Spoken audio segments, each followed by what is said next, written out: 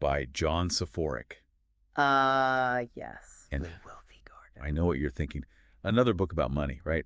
Right. But this one is different. It is a bit different. It's not just about becoming a millionaire. Right. It's about using this metaphor of gardening to cultivate a richer life. So it's about financial independence, but also personal fulfillment. Yeah. You know what I like about this book is this idea that it's not just a financial guide. It's like a philosophy for life. Like he uses this parable, this story about a gardener to kind of give you advice on managing money, investing. It's brilliant. And aligning it with what really matters. It's such a good way to make it all more accessible. Because money can be so dry and intimidating. But when you think about it, in terms of like gardening, it's like, oh, I get that, Like, who doesn't love a good garden, or at least the idea of a good garden, right? Yeah. So his whole point is that building wealth is a lot like growing a garden. Yeah. It takes planning, it takes patience, it takes tending and nurturing and consistency. Consistency. Yeah. Just like a garden rewards you with beautiful flowers and yummy food, your wealth garden can give you something even better. Right. What's that? He calls that time freedom. Okay, time freedom. Now, that sounds pretty good. It does. But what does that even mean? Yeah. So is it just a fancy way of saying early retirement? I mean, it can be, but it's more than that. Okay. It's about reaching this point where you're financially secure enough that you can choose how you want to spend your time. Okay. You're not tied to a job. I see. You can wake up every morning. Yeah. And do what you love, spend time with family, maybe travel the world, without having the stress about money. Okay, so it's like having the financial resources to live life on your terms. Exactly. That's the kind of freedom he's talking about. Okay, I like that. So how do we actually get there? Like, does Soforic give us like a step-by-step plan to achieve this time freedom? He does. And you know how he does it. Yeah. He lays out 12 wealth-building principles. Wealth principles. Yeah. Think of them like tools in a gardener shed. Okay. Each one helps you cultivate financial success. And these aren't just like, vague platitudes. He actually gets into the nuts and bolts of budgeting, investing smartly. So it's practical stuff. Very practical. Okay. But he always comes back to aligning those strategies with your personal goals and values. Gotcha. So it's not just about the numbers. It's about... No, it's not just about the numbers. Aligning it with what matters to you. Exactly. Okay, cool. So like, what are some of those principles? What are some of the tools in the Wealthy Gardener toolbox? Well, one of the big ones is compounding effort. Compounding effort. Yeah. Think of it like a tiny seed growing into a huge oak tree. Okay. Just like that seed, your efforts over time, even small ones, can lead to exponential growth in your finances. Okay, so it's like the snowball effect. It just gets bigger and bigger. Exactly. It's like, let's say you invest $500 a month in a diversified portfolio, getting like, say, a 7% return over 30 years. Yeah. That small investment would grow to almost $650,000. Wow. Yeah. That's a lot of money. That's the magic of compounding. It's a powerful tool. Yeah. So Soforic really wants us to understand and use. I mean, seeing that number, $650,000, makes it a lot more real than just talking about compound interest. And he gets that it's not just about knowing what to do. It's about actually doing it consistently. Yeah. And that's where another principle comes in. Okay. Discipline. The not so fun part. Right. It's like a gardener weeding and watering their plants day after day. You got to have daily habits. Yeah. Self-control. Yeah. It's not always exciting. No, it's not glamorous. But it's necessary. But it's those little things you do consistently that make all the difference. Right. It's that showing up every day that really gets you where you need to go. Exactly. Cool. So what else? What other tools do we have? Well, he also talks about leverage. Just like a gardener uses tools to maximize their efforts. You can use leverage to multiply your financial gains. Okay. Now, I'm not just talking about basic investing. Okay. Soforic dives into things like real estate, where you can use borrowed money to buy assets that'll appreciate. That's getting a little more advanced. It is. He also talks about using business credit to fund ventures that'll generate income. So he's not shying away from some of those. Yeah, not at all. More complex topics. He wants you to think big. Okay. Be strategic. Yeah. Use all the tools available to get that financial freedom. Okay, so this is for someone who's maybe already familiar with some of the basics. Yeah, he goes beyond the basics. And is ready to level up. Exactly. But he always explains things clearly. Okay. And he uses that gardening metaphor, so it's still accessible and relatable.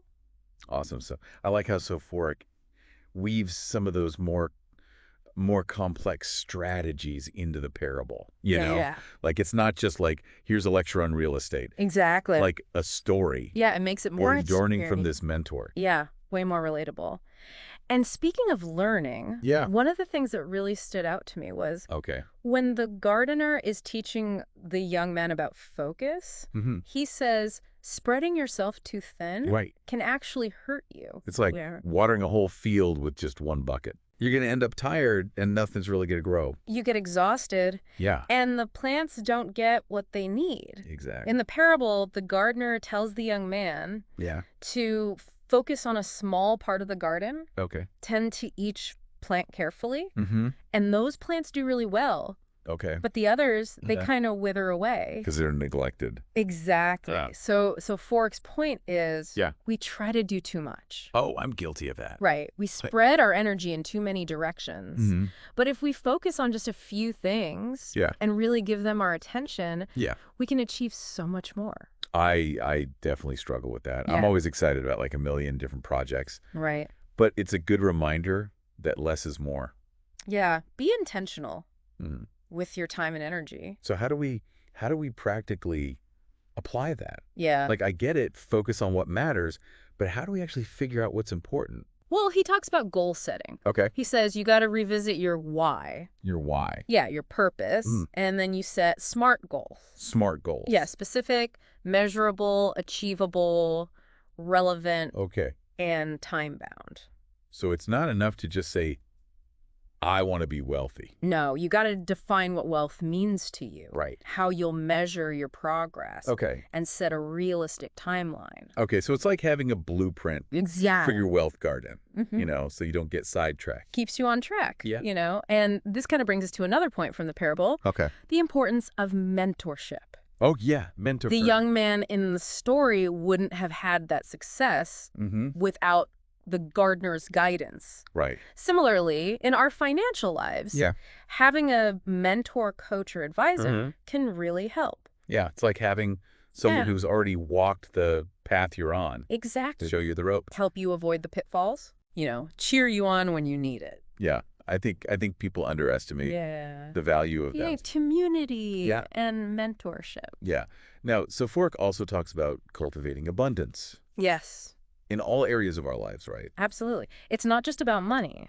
It's about having an abundance mindset. Okay, so what does that actually mean? It's about shifting from scarcity to abundance, from worrying about what you don't have to believing there's enough for everyone. Okay, so it's like instead of seeing a pie and thinking there's only so many slices. Exactly. You can bake a bigger pie. Exactly. So there's enough for everyone. It's not a competition. We can all thrive together. Okay, I like that. But is it just wishful thinking?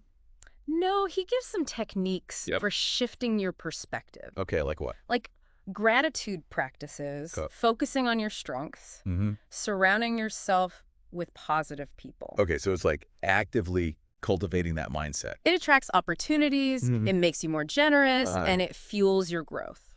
Cool. So we've talked about mindset. Now what about the actual investing part? Right. Well, he understands that investing can be scary. Oh, yeah. Especially for beginners. Yeah. Where do you even start? Right. So he breaks it down into simple steps. Okay. Gives clear guidance, practical advice. Okay. And he starts with risk tolerance. Oh, risk tolerance. That's important. Very important. Not everyone's comfortable with the same level of risk. Like someone younger might be okay with riskier investments? Yeah, they have more time to recover. Right. But someone nearing retirement probably wants to be more conservative. Right. There's no right or wrong answer. It's about being honest with yourself. Okay. About how much risk you can handle. So you don't lose sleep at night varying about your investments. So he gives you a framework to assess your risk tolerance. Okay. Based on things like your age, your goals, and how long you have to invest. Okay, so knowing that helps you make better decisions about what to invest in. Exactly. You don't have to chase the latest trends. Yeah, you could just focus on what's right for you. Exactly. And once you know your risk tolerance, he says diversify. Diversify. That's like the classic advice. It is classic, but it's so important. Yeah. It means don't put all your eggs in one basket. Right. Spread your risk across different things like stocks, bonds, real estate. So it's like a balanced portfolio. Yes, to weather those market storms. Okay, so you're not going to lose everything. Exactly. If one investment goes bad. It's like having a diverse garden with different plants. Right. So you're less vulnerable. Right. It's about building that resilience. Okay. And this ties into something else he talks about. What's that? Long-term thinking. Yes, long-term thinking. It's not about getting rich quick. No, it's about steady growth. Okay. So you're not going to get discouraged. Right. If you don't see immediate results. The market goes up and down. Yeah. But over time. Yeah. It tends to go up. So you got to ride those waves. Exactly. Be patient. Be patient. Don't panic sell.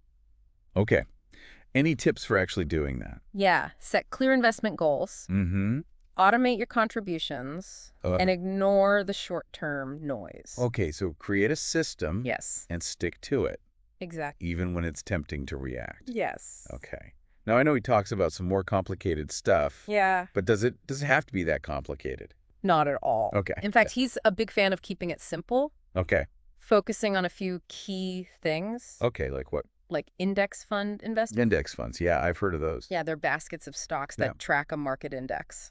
Okay, so instead of picking individual stocks, you're betting on the whole market. Exactly. They're diversified, low fees, and historically, they've done really well. So it's a good option if you don't want to spend all your time researching individual companies? It's a passive approach. Okay. Set it and forget it. But he also mentions real estate. Real estate. Yeah, it's a tangible asset that can give you both income and appreciation. It's something people always need, right? Yeah. Housing, businesses, that kind of thing. Exactly. But it does require some knowledge.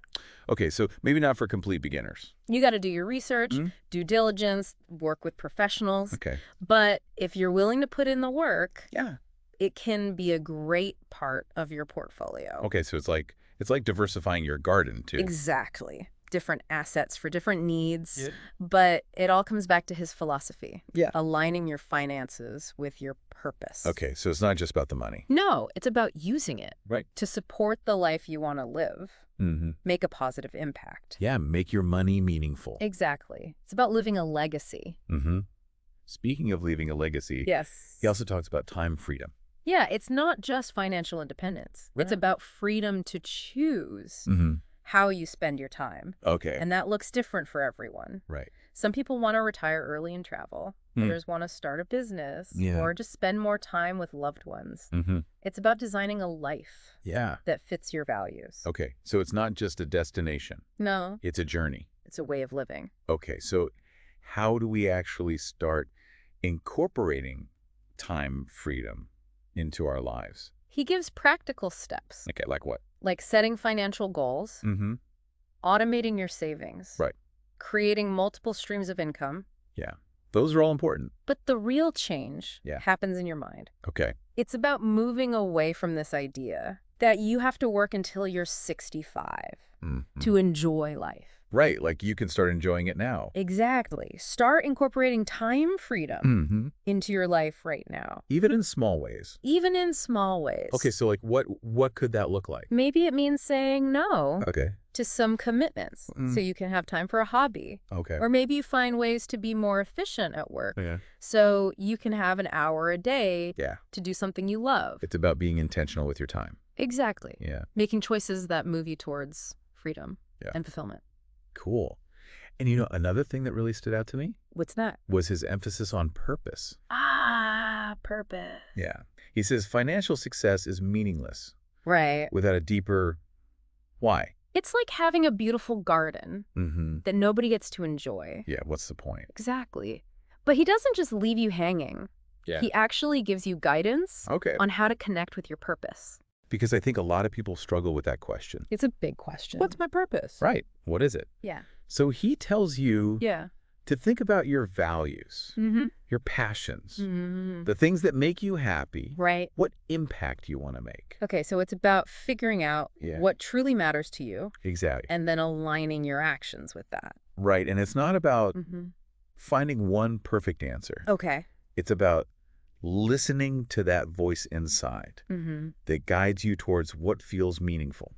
So be open to exploring. Exactly. Yeah. And once you have a sense of purpose, you can weave it into your financial decisions. Okay, so it's like making sure your money is working towards something that you care about. Exactly. Okay, so for example, if you care about the environment, you might invest in companies that are developing renewable energy solutions. Exactly.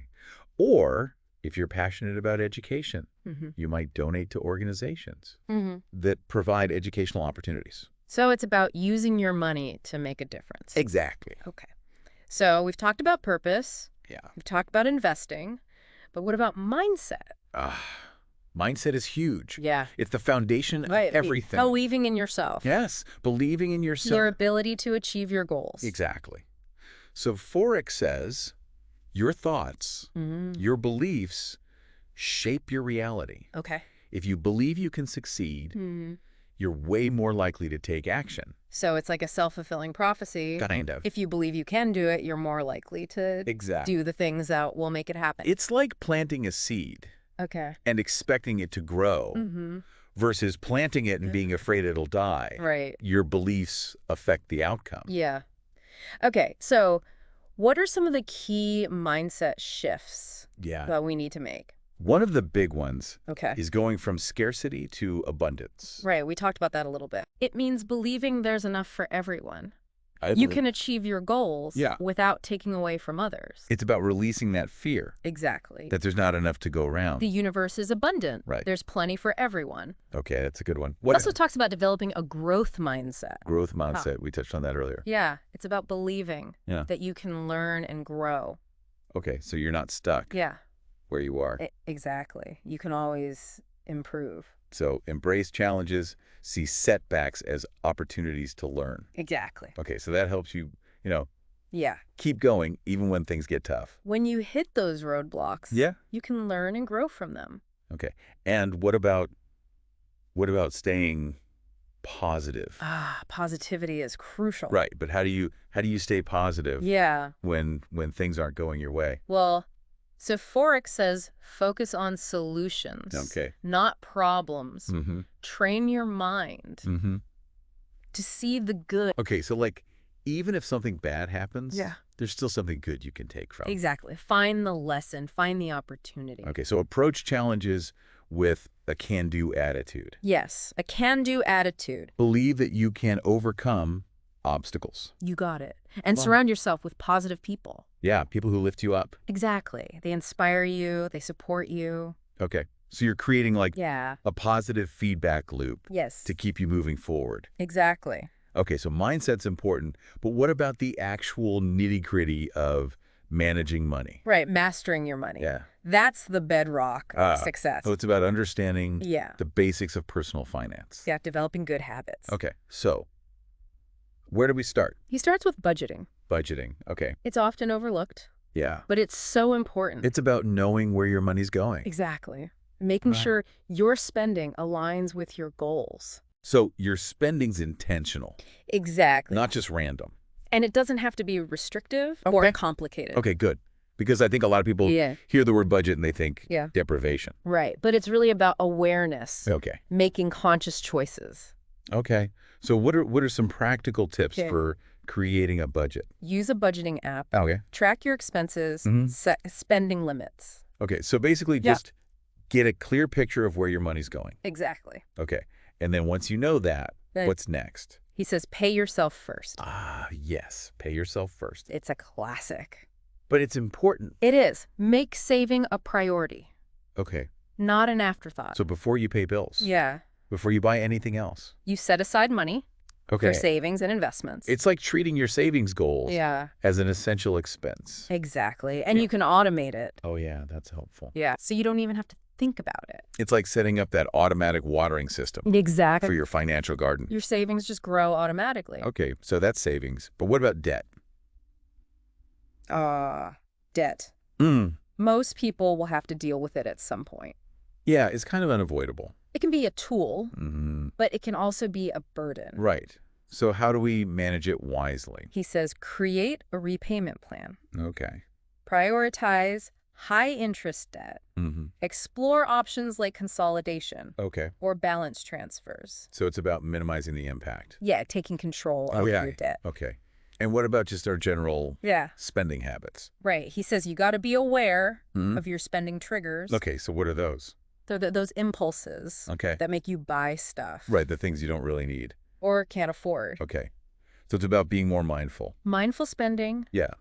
Enjoying life without going overboard. But like finding that balance. Yes, balance is key. Right. Enjoying the present. Yeah. But also saving for the future. Okay. Now, another thing that Soforic talks about is generosity. Yes, generosity. And it seems like it's not just a moral thing for him. No, it's actually a key part of building wealth. So it's not just about taking care of yourself. Exactly. It's about giving back. Right. It's recognizing that we're all connected.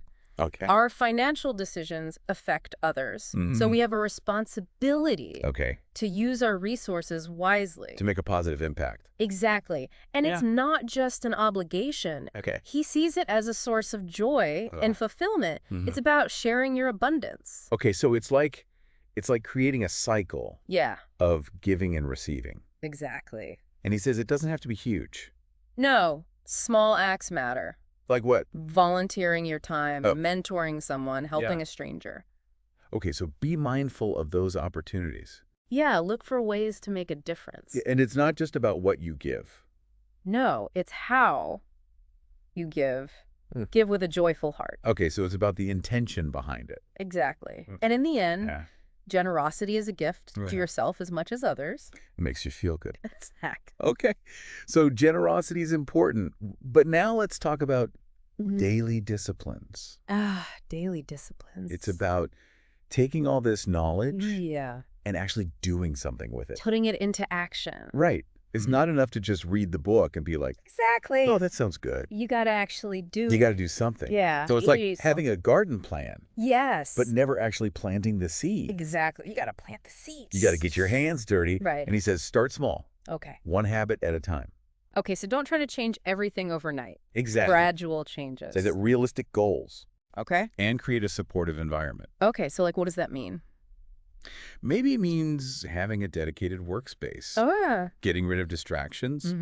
Finding an accountability partner. Okay, so someone to keep you on track. Someone to check in with. Yeah. But he also says, you're going to mess up sometimes. Right, you're not going to be perfect. It's okay to stumble. Yeah. Just get back up and keep going. Okay, so be kind to yourself. Yes. Self-compassion is important. Yeah, and understand that progress isn't always...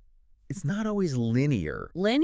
You might take a step back, but then you take 2 steps forward. Okay, so it's okay to have setbacks. Yeah. As long as you keep moving forward. And to give you some ideas, he talks about practices like gratitude journaling.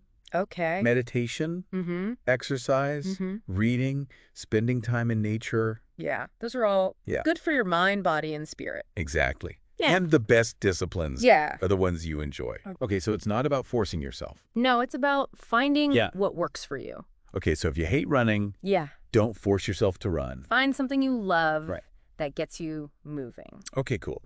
So as we wrap up this part of our deep dive, I'm really struck by his emphasis on vision.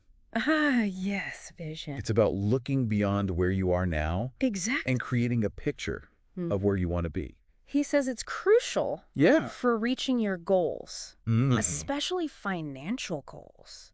It's like having a destination. Yeah, if you don't know where you're going, you're not going to get there. You'll just wander around aimlessly. Okay, so how do we create that vision? Well, he says it should be rooted in your values. Okay. Your passions, your purpose. So it's not about what society says you should want. It's about what you truly desire. Okay. So allow yourself to dream big. Don't hold back. No limits. Okay. So practically, how do we do that? He says write it down in detail. Use sensory language. Okay, so make it vivid? Yeah, make it come alive. Okay. And revisit it regularly. Okay, so you don't forget about it? Keep it top of mind, host speaker. You know, it's fascinating how he brings all these different things together. Yeah. Like investing, mindset, generosity, purpose into this, like, philosophy for a better life. Yeah, it's not just about, having a lot of money. It's not just about the money. It's about living a good life. Exactly. It's about creating a life that really reflects your values, that's full of purpose and has those experiences that bring you joy. Yeah, and he acknowledges that. Yeah. It's not always easy, right? No. Like, it takes effort. Discipline. Sometimes even sacrifice. Yeah, he talks a lot about delayed gratification. Delaying gratification. Yeah, resisting those temptations to indulge right now. Yeah. So you can get something better later. It's like planting a seed in your garden. You're not going to see a flower right away the next day. No, you got to be patient. You got to nurture it. You got to wait. Trust the process. Yeah. And he gives you strategies. Okay. For getting better at that. So what are some of those strategies? Because I think a lot of us struggle with that. Yeah. Like, we want things now. He says, set clear goals. Okay. Make a plan. Focus on those long-term benefits. So it's like reminding yourself why you're doing this. Exactly. What's the bigger picture? Yeah, like if you're saving up for a dream trip, imagine yourself on that trip. Experiencing those new places, those new cultures. So visualize it. Exactly. Make it real in your mind. And that'll help you stay motivated to make the choices that'll get you there. Even when it means saying no to something fun right now. Yeah, maybe you're going to skip that expensive dinner. Yeah. So you can save up for that plane ticket. Exactly. But he also says it shouldn't feel like deprivation. Welcome. Like, you don't have to be miserable the whole time. It's not about being a monk. It's about finding ways to enjoy the process. Yeah, make it fun. Yeah, like make tending your garden fun. Right. Put on some music, invite some friends. Make it a social thing. Exactly. Yeah, so it's about finding that balance. Balance is key. Between enjoying today and saving for tomorrow. Exactly. Yeah, I like that. So as we wrap up our deep dive, what are some key takeaways you hope people will remember? I think one of the big ones is building wealth is about more than just money. Right. It's a holistic thing. Yeah. It's a mindset. Yeah. A lifestyle, value. It's about living a life that's aligned with what matters to you. And using your money to support that life. Yeah. And it's not just for a select few, right? No, it's achievable for anyone who's willing to put in the work. Yeah, if you're willing to learn the principles and really put in the effort. Exactly. And another thing I love about this book, it's not just about getting rich. Yeah. It's about using your wealth to do good. Yeah, make a positive impact. Make a difference. Yeah, so it's like, it's not just about yourself. It's about recognizing we're all connected. Yeah.